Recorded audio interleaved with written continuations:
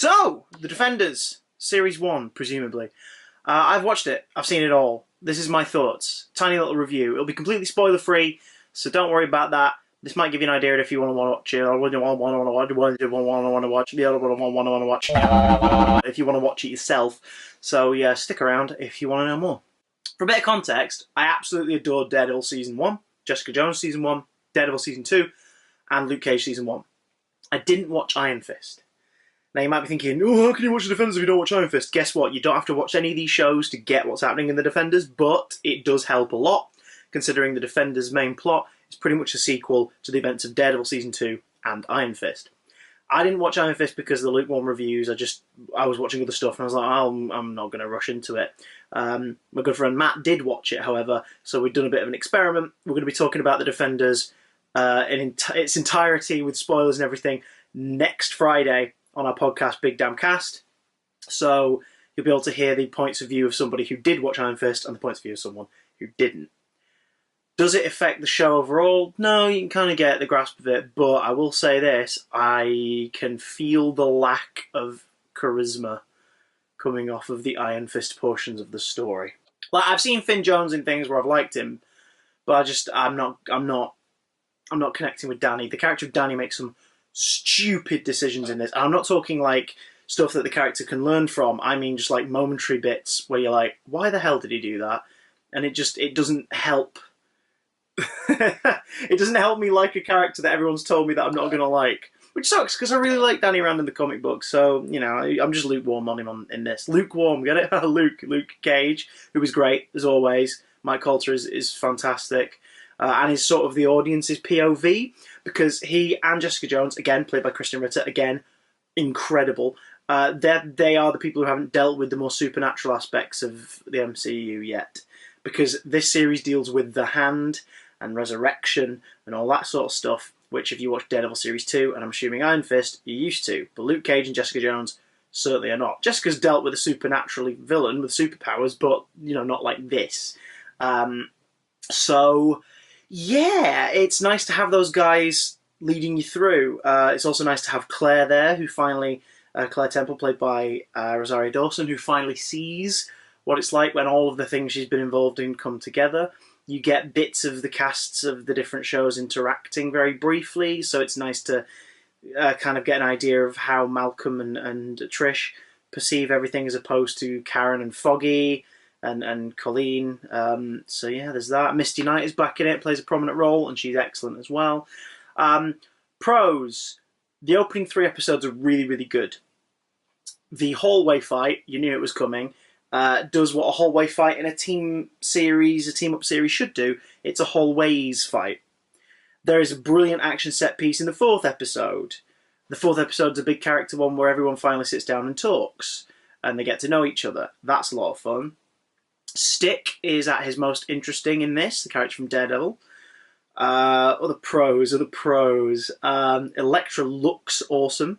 It's not a spoiler, she's in the trailers. Elektra looks amazing. Cons. Oh boy. I feel that all of these shows so far, out of the 4 seasons I've watched, have sagged at some point. Usually after the halfway point, they sag for a bit, where you're like, oh, it's kind of dragging. And then by the end of the series, you think, okay, this was 13 episodes, you could have made it 10, and it would have been tighter, and I would have enjoyed it more. This series is 8 episodes long, and it still has that weird sag after the 4th episode.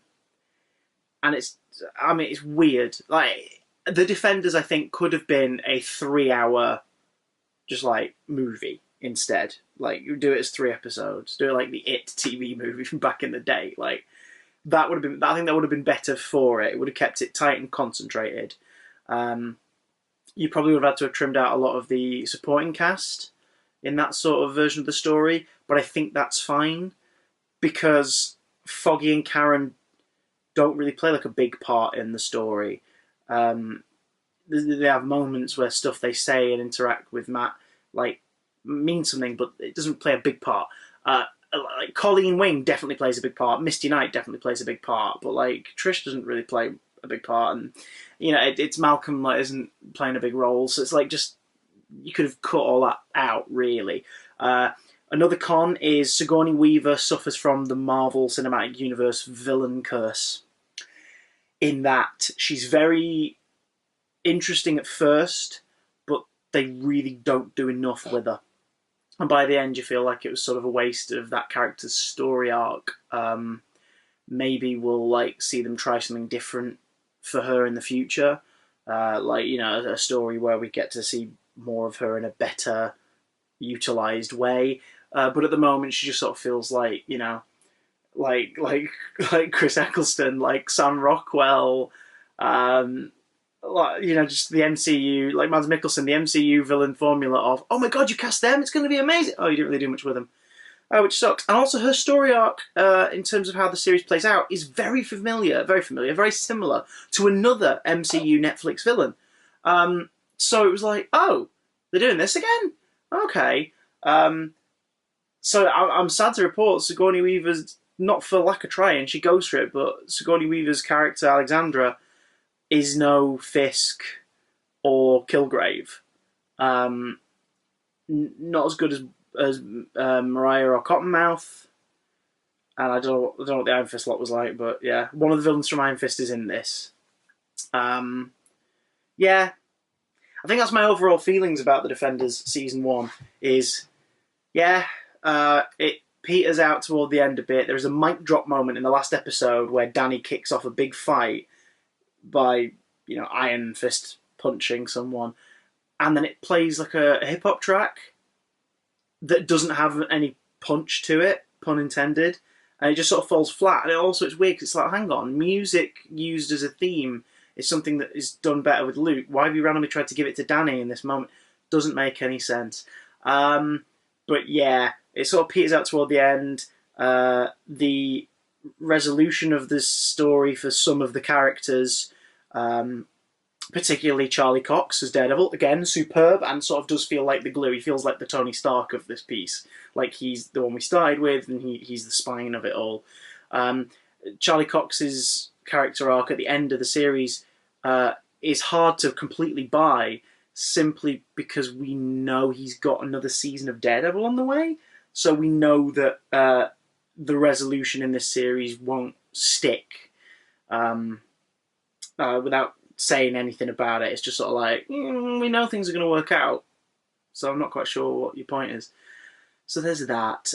One big pro, though, that I will point out, a really, really good little thing, is the use of colour, especially in the first couple of episodes.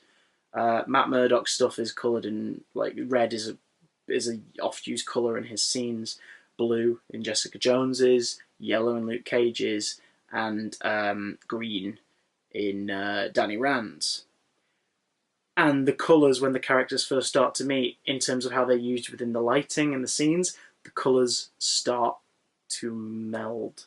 So that's really nice. Yeah, I would say it's worth checking out if you like the Netflix shows so far. If you didn't enjoy Iron Fist, maybe watching this will make you feel better, because it does kind of tie up a lot of the themes from that show, from what I understand. It's an interesting development for the relationship between Matt Murdock and Elektra.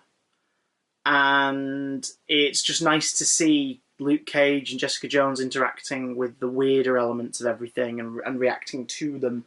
And it's just nice to spend more time with Daredevil. So I'd say it's out of the 5 seasons I've watched, so 2 Daredevils, Jessica Jones, Luke Cage, and Defenders, it's my least favourite. But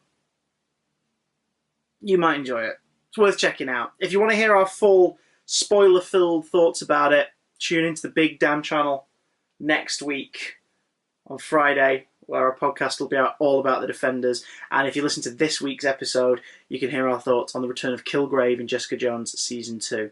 Till then, tatty bye.